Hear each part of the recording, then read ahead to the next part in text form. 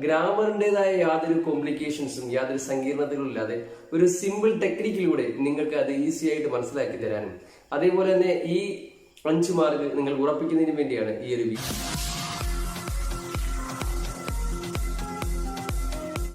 Hi everybody, once again welcome all of you to another new episode of my YouTube channel Paced by Krishna Kumar for promoting acquisition of competence in English by Krishna Kumar. And my dear learners, this is an extra special video for all the plus 1 students of Kerala State Literacy Mission Authority's Higher Secondary Equivalency course. പ്രിയപ്പെട്ട പഠിതാക്കളെ, ഈ വരുന്ന English എക്സാമിനേഷന് ചോദിക്കാൻ സാധ്യതയുള്ള ചോദ്യങ്ങൾ ഉൾപ്പെടുത്തിക്കൊണ്ട് അവയുടെ ആൻസറുകൾ തയ്യാറാക്കിക്കൊണ്ടുള്ള വീഡിയോകളുടെ പരമ്പരയാണ് ഈ ചാനലിലൂടെ ചെയ്തുകൊണ്ടിരിക്കുന്നത്.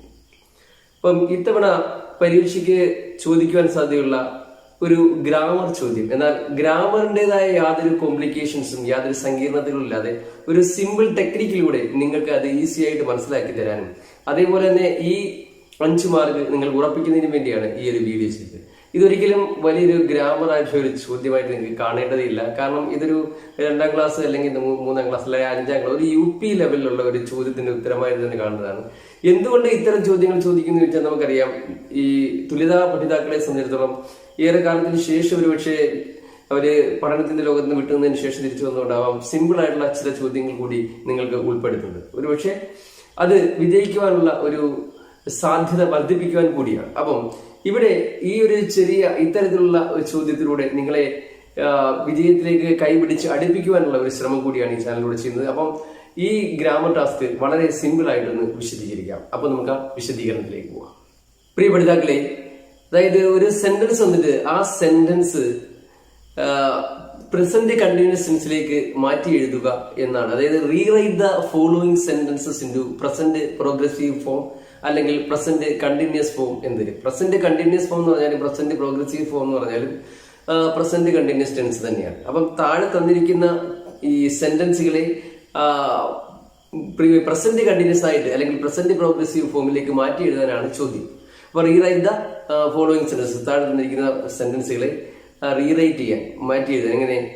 In present progressive form, present progressive ഫോമിലേക്ക്. അപ്പം ഒരു സെന്റൻസ് വന്നിട്ട് സബ്ജക്റ്റും അതേപോലെ തന്നെ ആ സെന്റൻസിന്റെ ഇടയിലായിട്ട് ബ്രാക്കറ്റില് വെർബ് തരും. തന്നിരിക്കുന്ന വെർബിനെ പ്രസന്റ് പ്രോഗ്രസീവിലേക്ക് മാറ്റി നിങ്ങൾ അതൊരു പ്രസന്റ് അല്ലെങ്കിൽ പ്രസന്റ് കണ്ടിന്യൂസ് ടെൻസ് ആക്കി മാറ്റണം. അതാണ് നിങ്ങളുടെ ഉത്തരവാദിത്വം. അങ്ങനെ ചെയ്തു കഴിഞ്ഞാൽ നിങ്ങൾക്ക് 5 സെന്റൻസുകൾ കാണും. 5 സെന്റൻസുകൾ മാറ്റി എഴുതുമ്പോൾ 5 മാർക്കാണ്. ഇതിന് വളരെ സിമ്പിൾ ആയിട്ടുള്ള ഒരു ടെക്നിക്ക് ഉപയോഗിച്ചിട്ട് നമുക്ക് ഈസി ആയിട്ട് പ്രസന്റ് പ്രോഗ്രസീവ് ആയിട്ട് മാറ്റി എഴുതാം. അത് നിങ്ങൾ ചെയ്യേണ്ടത്, നിങ്ങൾക്ക് മനസ്സിലാക്കേണ്ട കാര്യങ്ങൾ ഇത്രയേ ഉള്ളൂ.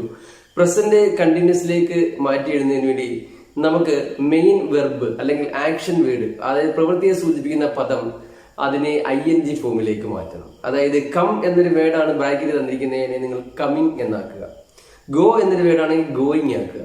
സീ ആണെങ്കിൽ സീയിങ് ആക്കുക. ടേക്ക് ആണെങ്കിൽ ടേക്കിംഗ് ആക്കുക. ജമ്പ് ആണെങ്കിൽ ജമ്പിങ് ആക്കുക. അറൈവ് ആണെങ്കിൽ അറൈവിങ് ആക്കുക. അങ്ങനെ ഏതൊരു വെർബാണോ ബ്രാക്കറ്റിൽ തന്നിരിക്കുന്നത് അതിനെ ING ഫോമിലേക്ക് മാറ്റുക. അതിനുശേഷം ഈ വെർബിനും സബ്ജക്റ്റിനും ഇടയിലായി അല്ലെങ്കിൽ ഈ വെർബിന് തൊട്ട് മുന്നായിട്ട് നമുക്കൊരു ഓക്സിലറി വെർബ് കൊടുക്കണം. പ്രസന്റ് കണ്ടിന്യൂസ് ടെൻസിലേക്ക് ഓക്സിലറി വെർബ്, അതായത് സഹായക്രിയ, ഈ പേരൊന്നും കേട്ട് ഞെട്ടിയൊന്നും വേണ്ട, സഹായക്രിയ ആയിട്ട് കൊടുക്കേണ്ട 3 ഓപ്ഷനുകളാണുള്ളത്. Is, am, R. ഈ ഈസും ആമും ആറും എങ്ങനെ കൊടുക്കുവാൻ അതിനൊരു നിയമമുണ്ട്. അത് കൊടുക്കേണ്ടത്, ഈസ് കൊടുക്കേണ്ടത് സിംഗുലാർ സബ്ജക്റ്റിലൂടെ പോവാം. സിംഗുലർ എന്ന് പറഞ്ഞാൽ ഒറ്റ പേരുകൾ, അതായത് ഹി എന്ന അവൻ എന്നർത്ഥം വരുന്നത്, അല്ലെങ്കിൽ ഷീ അവൾ എന്നർത്ഥം വരിക, ഇറ്റ് ഇത് എന്ന ഹി ഷീ ഇറ്റ്. അല്ലെങ്കിൽ സിംഗുലർ നമ്മൾ ഒറ്റ പേരുകൾ, ഇപ്പൊ സുരേഷ്, രാജേഷ്, അല്ലെങ്കിൽ കേരളം, ഇന്ത്യ, പഞ്ചാബ്, അങ്ങനെയൊക്കെയുള്ള ഒറ്റ പേരുകൾ, ഫാന്. അപ്പൊ അത്തരത്തിലുള്ള സിംഗുലർ ആയിട്ടുള്ള നാമപദങ്ങളാണ് വരുന്നതെങ്കിൽ അതിനോടൊപ്പം ഈസ്. അപ്പൊ Rajesh is driving, Rajesh drive ചെയ്യുകയാണെന്ന് പറയാൻ വേണ്ടി. അപ്പൊ നമുക്ക് ഇങ്ങനെയായിരിക്കും തരുന്നത്, രാജേഷ് എന്ന് ബ്രാക്കറ്റിൽ ഡ്രൈവ് എന്ന് തരും, എ കാർ എന്ന് തരും. അപ്പൊ നമുക്ക് രാജേഷ് എന്ന് തന്നിട്ട് ബ്രാക്കറ്റിൽ ഡ്രൈവ് എന്നിട്ട് എ കാർ എന്നുള്ള സെന്റൻസ് എന്നിട്ടാണ് നമ്മൾ അവരോട് പറയുന്നത് rewrite the following sentences into present progressive form എന്ന് വരും. നമ്മൾ എങ്ങനെയാണ് മാറ്റുന്നത്? നമുക്കറിയാം, രാജേഷ് എന്ന് തന്നിട്ട് നമ്മൾ ബ്രാക്കറ്റിൽ തന്നിരിക്കുന്ന ഡ്രൈവിനെ നമുക്ക് ഡ്രൈവിംഗ് ആക്കണം. അപ്പൊ രാജേഷുമായി ഡ്രൈവിംഗ് ഇതിനിടയ്ക്കുള്ള ഓക്സിലറി വെർബ് കൊടുത്ത് നമ്മളങ്ങ് എഴുതിയാൽ മതി. ഈ ഇടയ്ക്ക് കൊടുക്കുന്ന ഓക്സിലറി വെർബ് ഈ തന്നിരിക്കുന്ന സബ്ജക്റ്റിനെയും വെർബിനും തമ്മിൽ എഗ്രി ചെയ്ത് പോകണം. അപ്പൊ സബ്ജക്റ്റ് സിംഗുലർ ആണോ പ്ലൂറൽ ആണോ നോക്കുക. അതേപോലെ രാജേഷ് എന്ന് പറയുന്ന ഒരു പേരായതുകൊണ്ട് രാജേഷ് ഈസ്. അപ്പൊ സിംഗുലറിന്റെ കൂടെ ഹിയെ, ഷിയെ, ഇറ്റ്, അതേപോലെ ഒറ്റ പേരുകൾ സിംഗുലറുകളുടെ കൂടെ എല്ലാം നമ്മൾ ഉപയോഗിക്കേണ്ടത് ഓക്സിലറി ഈസ് ആണ്. അപ്പം Rajesh is driving A car എന്നുള്ളത് ആ ഒരു പ്രസന്റ് പ്രോഗ്രസീവ് ഫോമിലേക്ക് ഒരു യാതൊരു വിധമായ ഒരു പ്രയാസമുള്ളൊരു ഒരു ഗ്രാമർ പോർഷൻ. ഇത് ഗ്രാമറിൻ്റെതായ സങ്കീർണതകളൊന്നുമില്ല. അതേപോലെ തന്നെ മറ്റൊരു ഓപ്ഷൻ നമ്മൾ പറഞ്ഞു ഈസ്, ആം, ആർ ഇവയിൽ ഏതെങ്കിലും ഓപ്ഷനാണ് തിരഞ്ഞെടുക്കേണ്ടത് ഓക്സിലറി ആയിട്ടെന്ന് പറഞ്ഞു. അപ്പം ഐ എന്ന് തന്നിട്ട് ബ്രാക്കറ്റിൽ ടീച്ച് എന്ന് തന്നിട്ട് ഇൻ ദ ക്ലാസ്, അല്ലെങ്കിൽ ഐ ടീച്ച്, ഐ എന്ന് തന്നിട്ട് ബ്രാക്കറ്റിൽ ടീച്ച് ഇൻ ദ ക്ലാസ് എന്ന് വരിക. ഐയുടെ കൂടെ നമ്മൾ ഉപയോഗിക്കേണ്ടത്, അപ്പൊ ടീച്ച് ബ്രാക്കറ്റിൽ തന്നിരിക്കുന്ന ടീച്ചിനെ നമ്മൾ ടീച്ചിങ് എന്നാക്കണം. എന്നിട്ട് ഐയുടെ കൂടെ ഉപയോഗിക്കാവുന്ന ഓക്സിലറി വെർബ് ഐയുടെയും ടീച്ചിങ്ങിന്റെയും ഇടയ്ക്ക് കൊടുക്കുക. അപ്പൊ ആമാണ് I am teaching in the class, അല്ലെ I am teaching English. I teach എന്നതിന്റെ ഇംഗ്ലീഷ് എന്നാണ് തരുന്നതെങ്കിൽ അപ്പം ബ്രാക്കറ്റിൽ ടീച്ച് എന്നുള്ള വാക്കാണെങ്കിൽ ടീച്ചിനെ നമ്മൾ ടീച്ചിങ് ആക്കുന്നു. ഐയുടെയും ടീച്ചിങ്ങിന്റെ ഇടയിലായിട്ട് ആം കൊടുക്കുന്നു. ഐ ആം ടീച്ചിങ് ഇംഗ്ലീഷ് എന്ന് കൊടുക്കുന്നു. ഇത്രയേ ഉള്ളൂ. അതേപോലെ തന്നെ ഇനി ആർ എങ്ങനെ യൂസ് ചെയ്യാം? യു എന്ന വാക്കോ പ്ലൂറൽ ആയിട്ടുള്ള, അതായത് രണ്ടോ അതിൽ കൂടുതലോ വരുന്ന സബ്ജക്റ്റ് വരികയാണെങ്കിൽ ഇപ്പം ദേ എന്ന് വരിക, അവർ, അല്ലെങ്കിൽ സുരേഷ് ആൻഡ് രാജേഷ് ഇങ്ങനെയൊക്കെ തന്നിട്ട് സുരേഷ് ആൻഡ് രാജേഷ് എന്ന് തന്നിട്ട് ബ്രാക്കറ്റിൽ പ്ലേ എന്ന് പറഞ്ഞിട്ട് ക്രിക്കറ്റ് എന്ന് കൊടുത്തേക്കുക. അത്തരത്തിലൊരു സെന്റൻസിനെ നമ്മളപ്പോൾ എന്ത് ചെയ്യും? സുരേഷ് ആൻഡ് രാജേഷ് ബ്രാക്കറ്റിൽ പ്ലേ എന്നുള്ളത് നമ്മൾ പ്ലേയിങ് ആക്കണം. ബ്രാക്കറ്റിൽ തന്നിരിക്കുന്ന വെർബിനെ നമ്മൾ പ്രസന്റ് പ്രോഗ്രസീവ് അല്ലെങ്കിൽ പ്രസന്റ് കണ്ടിന്യൂസ് ആക്കുക എന്ന് പറഞ്ഞാൽ അതിനെ ING ഫോമിലേക്ക് മാറ്റും. അപ്പോൾ പ്ലേയിങ് എന്ന് എടുക്കുന്നു. സുരേഷ് ആൻഡ് രാജേഷ് ഉള്ളത് കൊണ്ട് പ്ലേയിങ്ങിന്റെയും സുരേഷ് ആൻഡ് രാജേഷിന്റെ ഇടയ്ക്കായിട്ട് നമ്മൾ ആർ കൊടുക്കണം, കാരണം പ്ലൂറൽ ആണ്. അപ്പൊ Suresh and Rajesh are playing cricket. They dash അല്ലെങ്കിൽ ദേ ബ്രാക്കറ്റ് സ്റ്റഡി ഇംഗ്ലീഷ്, അവർ ഇംഗ്ലീഷ് പഠിച്ചുകൊണ്ടിരിക്കുന്നു. ദേ സ്റ്റഡി എന്നുള്ളത് നമുക്ക് സ്റ്റഡിങ് ആക്കുക. അപ്പൊ ദേയുടെയും സ്റ്റഡിങ്ങിന്റെ ഇടയ്ക്ക് കൊടുക്കേണ്ട ഓക്സിലറി വെർബ്, അതായത് ദേ പ്ലൂറൽ ആയതുകൊണ്ട് ആർ കൊടുക്കുക. They are studying English. അത്രയേ ഉള്ളൂ. അപ്പൊ ഇത്തരത്തിൽ നമുക്ക് തരുന്ന ടാസ്ക് എങ്ങനെ പ്രസന്റ് പ്രോഗ്രസീവ് ആക്കാമെന്ന് ചോദിച്ചു. പ്രസന്റ് പ്രോഗ്രസീവ് അല്ലെങ്കിൽ പ്രസന്റ് കണ്ടിന്യൂസ് എന്ന് കേട്ട് കിട്ടേണ്ട കാര്യമില്ല. വളരെ സിമ്പിൾ ആയിട്ടുള്ള ഒരു ചോദ്യമായിരിക്കും.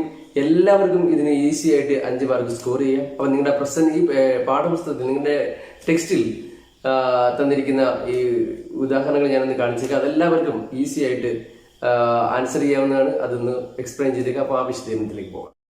അപ്പോൾ നമ്മുടെ ടെക്സ്റ്റ് ബുക്കിലെ 49-ാമത്തെ പേജിലെ ആക്ടിവിറ്റി ആണ് rewrite the sentences in present progressive form എന്ന്. അതായത് തന്നിരിക്കുന്ന സെൻറ്റൻസുകൾ പ്രസൻറ്റ് പ്രോഗ്രസീവ് ഫോമിലേക്ക് റീറൈറ്റ് ചെയ്യാൻ. പ്രസൻറ്റ് പ്രോഗ്രസീവ് ഫോം എന്ന് പറഞ്ഞാൽ പ്രസൻറ്റ് കണ്ടിന്യൂസ് ടെൻസിലേക്ക് മാറ്റി എഴുതുക എന്നാണ്.